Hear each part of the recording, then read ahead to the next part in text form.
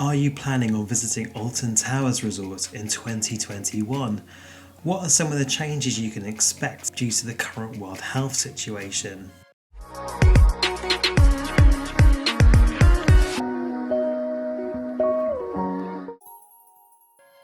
Hey, this is Stu for Out and Back Travel. I make videos to help you plan your theme park trips. Whether it's an overseas mini break, a big American road trip, or staycations here within the UK, please subscribe to the channel to be notified of when I upload new videos. Alton Towers opened for the 2021 season on Monday the 12th of April, and we were there to experience what's new and what's different this year. Some of the COVID measures first introduced last season are still in place. Alton Towers do a great job of looking after their guests and keeping everyone safe. Let's have a COVID quickfire overview of those safety measures in place.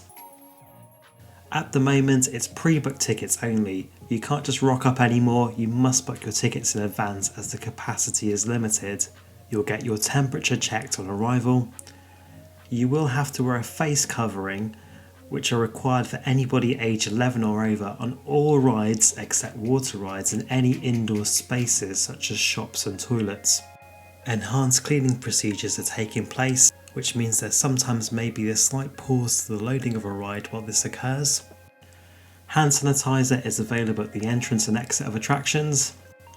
Queue lines have social distancing markers to keep groups spaced 2 meters apart. Pathways have keep left markers, and some routes are now one way only to ease congestion, including the X sector entrance to the Smiler entrance, Katanga Canyon to Jewel, and Mutiny Bay past Marauders Mayhem. Some of the catering outlets are operating a mobile ordering system.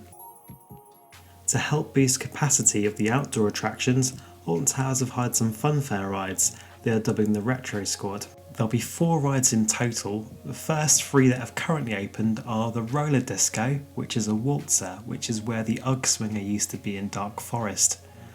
Unlike the funfair, there's no one spinning the cars, but it's still a fun ride. Mixtape is a smashing jump ride, which can be found on the former submission plot. Funk and Fly is a Super Trooper ride. This one sits where Ripsaw used to live in the Forbidden Valley. In line with the government coronavirus restrictions roadmap, in England, indoor attractions are expected to reopen from the 17th of May. That's when Jewel, Hex, Sharkbait Reef, the Dungeons, and the brand new world of David Williams will open, including the Gangster Granny Dark Ride. Indoor dining is currently unavailable. However, the park have added additional sheltered seating at Burger Kitchen, on the front lawns, and Woodcutters is having a new deck built. The special event programme has been extended for 2021. The front lawns has been set up for the festivals, including picnic benches to keep groups separated. Madris Gras will join Oktoberfest and Scarefest. The live entertainment on the stage is expected to resume in May. So how was it then? Well, the park is looking fantastic. Lots of areas have had fresh coats of paint and the atmosphere has a real genuine buzz to it. The pop-up rides add a lot of excitement to the day and are doing a good job for covering for those indoor attractions which, unfortunately can't open at the moment due to the restrictions. On our visit, the park closed at 8 PM, which is really great to see. It is great having that extra time to really get around the park and cover everything.